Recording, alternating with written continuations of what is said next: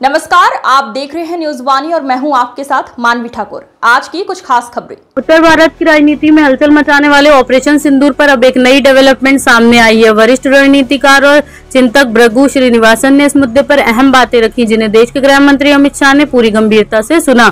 भृगु श्रीनिवासन ने ऑपरेशन सिंदूर के जरिए न केवल राजनीतिक साजिशों पर रोशनी डाली, बल्कि सुरक्षा और सामाजिक एकता को लेकर गंभीर सवाल भी उठाए। ये पहली बार है जब गृह मंत्री अमित शाह को मंच पर उनकी बातों को इतने गौर से सुनते हुए देखा गया। सूत्रों के मुताबिक श्रीनिवासन की बातें न केवल नीति निर्धारकों को सोचने पर मजबूर कर रही हैं, बल्कि आने वाले दिनों में ये मुद्दा सांसद और राजनीतिक गलियारों में भी गूंज सकता है। कि ऑपरेशन सिंदूर आने वाले समय में किसी बड़े राजनीतिक या सुरक्षा निर्णय का आधार बनेगा, ये देखना दिलचस्प होगा। आप बने रहिए हमारे साथ, हम लाते रहेंगे हर अपडेट सबसे पहले।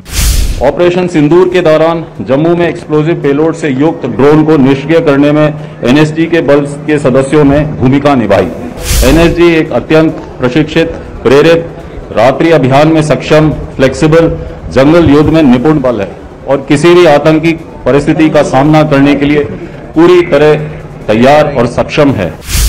हम आशा करते हैं कि आपका मार्गदर्शन हमें लगातार मिलता रहेगा तथा अवसर मिलने पर हम अपनी क्षमता को पूर्णतः सिद्ध करेंगे। आज का दिन एनएसजी के इतिहास में स्वर्णिम अक्षरों में लिखा जाएगा। इसके लिए मैं माननीय गृह मंत्री जी का हृदय से आभार व्यक्त करता हूं। महोदय, एनएसजी देश के सर्वश्रेष्ठ अर्बन काउंटर टेररिस्ट फोर्स है। हम पूरे विश्व में अपने तरह का एक यूनिक फोर्स हैं, जिसमें इंडियन आर्मी, सीएपीएफ तथा राज्य पुलिस बलों के चुने हुए बेहतरीन सदस्य आपस में सद्भाव, सामंजस्य एवं एकता के साथ कार्य करते हैं। एनएसजी जल, थल और वायु में ऑपरेशंस करने की क्षमता रखता है। अपने लगभग 41 वर्ष के इतिहास में हमने कई सफल ऑपरेशंस को अंजाम दिया है, जिसमें अक्षरधाम, मुंबई एवं पठानकोट एयरबेस अटैक प्रमुख हैं। महोदय, आपके द्वारा समय समय पर एनएसजी को और प्रभावशाली बनाने के लिए कई निर्देश दिए हैं, जिसको हमने अपने पूर्ण रूप से अनुपालन किया है। आपके द्वारा दिए गए ड्यूटी टू शेयर मंत्र तथा कैपेसिटी बिल्डिंग को हमने अपना दायित्व माना है। इस संबंध में हमने अपने ट्रेनिंग सेंटर को अपग्रेड किया है तथा रिकॉर्ड 2.5 महीने के समय में ISO 9001 सर्टिफिकेशन प्राप्त किया है। एनएसजी प्रशिक्षण केंद्र को गृह मंत्रालय द्वारा बॉम्ब डिस्पोजल एवं काउंटर आईडी के क्षेत्र में सेंटर ऑफ एक्सीलेंस के रूप में मान्यता दी गई है। माननीय प्रधानमंत्री जी के मिशन कर्मयोगी के अंतर्गत आईगॉट प्रशिक्षण कार्यक्रम में उत्कृष्ट प्रदर्शन के लिए डीओपी द्वारा हमें सम्मानित किया गया है। पिछले एक वर्ष में हमने 25 राज्य, 7 केंद्रीय शासित प्रदेश एवं सीएपीएफ के लगभग 23,000 पुलिसकर्मियों को प्रशिक्षित किया है। एनएसजी द्वारा राज्य पुलिस की एंटी टेरर स्क्वाड्स की क्षमता का वैलिडेशन कर एक मॉडल एटीएस की एसओपी बनाकर राज्यों के साथ साझा की गई है, जिसमें मैन पावर, इक्विपमेंट एवं ऑर्गेनाइजेशनल स्ट्रक्चर की अनुशंसा की गई है। इस संबंध में राज्यों के साथ संयुक्त आतंकरोधी अभियानों तथा कैपेसिटी बिल्डिंग के लिए एक एमओयू भी साइन किया गया है। एनएसजी द्वारा भारत में मौजूद इनलैंड वाटर क्रूज लाइनर्स का सिक्योरिटी ऑडिट किया गया है। आईबी द्वारा चिन्हित देश भर के सेंसिटिव टारगेट की रेकी करने के साथ साथ सॉफ्टवेयर के माध्यम से इनके 3D मॉडल्स भी तैयार किए जा रहे हैं। हाल ही में 7 एम्स, 21 परमाणु ऊर्जा संयंत्र, 20 बांधों, 3 मेला क्षेत्र और 8 संवेदनशील भवनों एवं मंदिरों की रेकी गई है। आपके निर्देश अनुसार हमने सभी हबों से सबसे सुदूर क्षेत्र तक बाय रोड एवं बाय एयर के माध्यम से पहुंचने के लिए समय की गणना कर ली है। राष्ट्रीय स्तर पर आरआरयू, आईआईटी दिल्ली एवं एनआईए के साथ मिलकर national IED data management system को विकसित किया जा रहा है। ये सिस्टम भविष्य में अनुसंधानकर्ता को अनुसंधान में मदद करेगा। मान्यवर के निर्देश अनुसार honey bee keeping, millet, khadi plantation और आयुष्मान के क्षेत्र में हमने अपने लक्ष्यों को पूरा किया है। गत 3 वर्षों में फोर्स ने 13.5 लाख के पेड़ का प्लांटेशन किया है तथा 39 मियावाकी फॉरेस्ट विकसित किए हैं।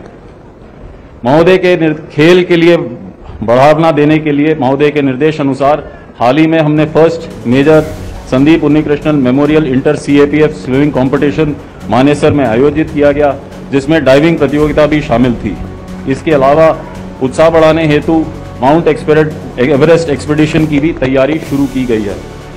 गत वर्ष Gandhinagar hub, SOTC, counter drone system, NIDMS के साथ साथ आवासीय प्रशिक्षण एवं खेल इंफ्रास्ट्रक्चर के अपग्रेडेशन हेतु गृह मंत्रालय द्वारा 1855 करोड़ रुपए की स्वीकृतियां प्राप्त हुई हैं, जिसके लिए हम महोदय के लिए आभार व्यक्त करते हैं।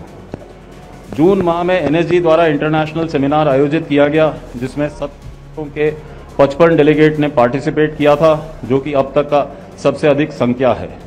पिछले वर्ष में Bhutan, Sri Lanka, Zimbabwe, Mozambique, Mauritius के लगभग 250 ट्रेनी, जिसमें 18 महिला प्रशिक्षु भी सम्मिलित हैं, को काउंटर टेरर के क्षेत्र में प्रशिक्षित किया गया है।